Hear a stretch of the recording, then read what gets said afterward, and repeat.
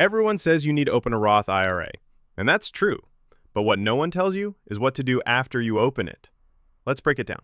A Roth IRA is like a special savings account for your future self, where the money you put has already been taxed.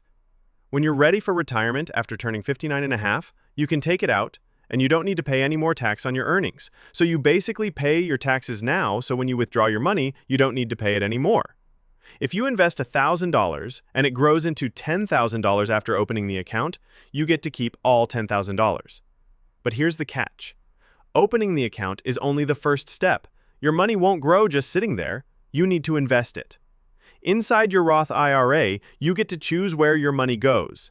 Most people go with index funds. Index funds are a bunch of different stocks that you can buy all at once. When you invest in an index fund, your money automatically goes to all the companies you're investing in. An example is the S&P 500, because they're simple, low fee, and track the whole market. It's a list of 500 of the most important companies in the US, like Apple and Microsoft.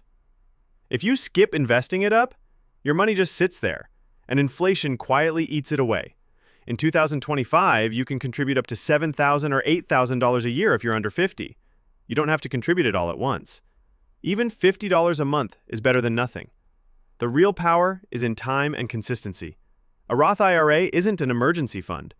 If you take out earnings before you turn 59 and a half, you could face taxes and penalties. Think of it like planting a tree. Water it, leave it, and let it grow. So yes, open the Roth IRA. But don't stop there. Fund it, invest it, and give it time. Thanks for watching. If you found this video useful, please like, subscribe for more money tips.